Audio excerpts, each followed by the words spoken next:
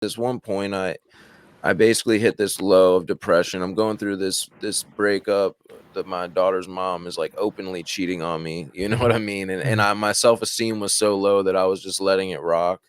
And it was just a bad time. My friend died. And so basically I hit this point one night where I was, out on my porch and I was drinking, and I wasn't like drunk, you know what I mean? I was just tipsy, but I was just kind of just sitting there drinking. So I wasn't like, real intoxicated necessarily, but I was drinking on the porch, and I just had this moment where I said, I think I'm done. Like it wasn't really this emotional thing. I just kind of sat up real calm and was like, yeah, I'm done. And so I went into my room.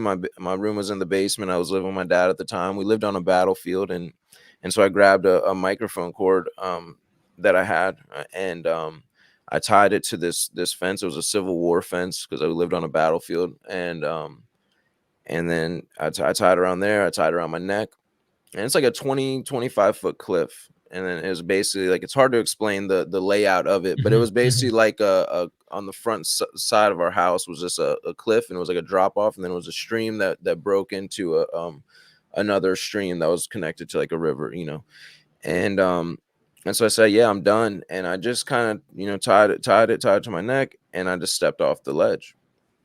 And the next thing that happened was basically the rope caught my neck. I felt that poof, and it pulls. And so my first thought is like, oh, you shouldn't have done this. Like, it was instant regret. The moment that I felt that pull, it was instant regret, because I knew there was nothing I could do. Like, there was nothing I could hold on to, grab onto. It was just, and it happened so fast. There's no thinking. It was just, oh, shouldn't have done this.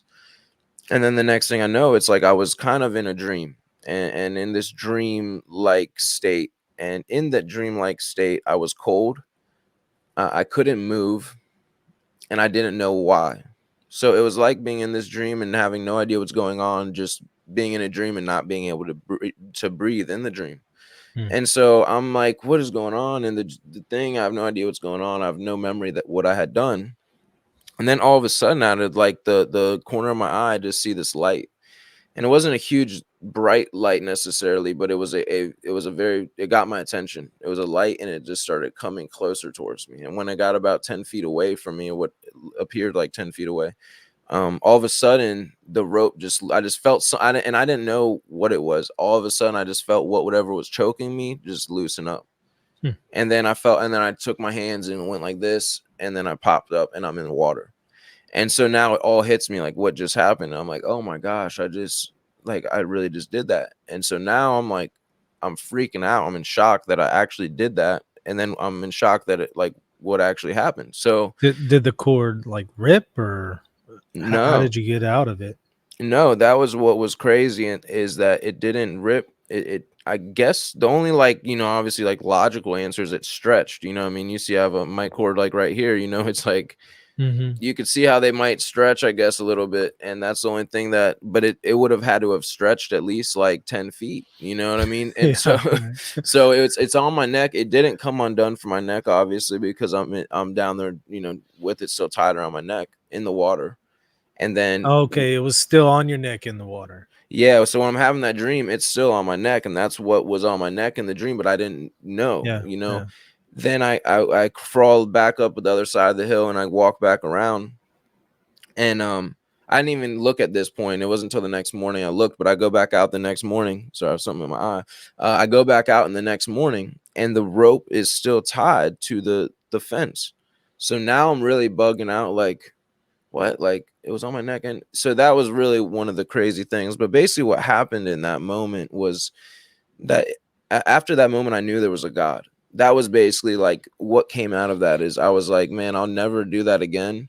And now I know two things I didn't know before. One, that there's a God, that something that cares about me. Like, there was something that is like aware of my life and cares about me.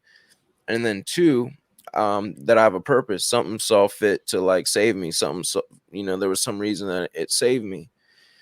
And so I didn't know what it was. I didn't like, it wasn't like, oh, it's the Christian God, the God of the Bible, and we're doing that now. It was that wasn't even on my mind at the time. In my mind, like, Christianity was just like, I just thought it was corny. Like, I don't really know how to explain why.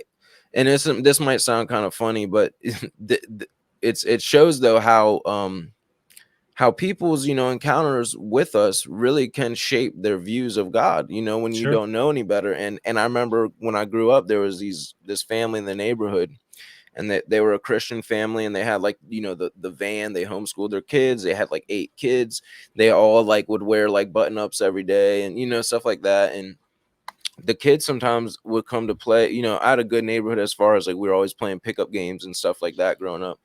And these kids would like come play sometimes, and I remember they would always cry, they would always tattletale, they'd always like go tell their parents something, and they were just kind of just weird, like they never Mhm. like fit in with the other kids, and they were just odd. And I remember like that always marked me in the sense of like I was like, why like Christians are just weird, like Mhm. and then off my small encounters that I had with Christians throughout my life, um there was just nothing about it that pulled me in. You know what I Yeah. mean? Nothing about it that ever got my attention. And so with that being said, my idea was never like the God of the Bible. It was more based on the God that I thought I was connecting with on psychedelics. Hey, thanks for watching. If you want to see the full video, go to the link in the description. And also, while you're at it, hit the subscribe button. God bless.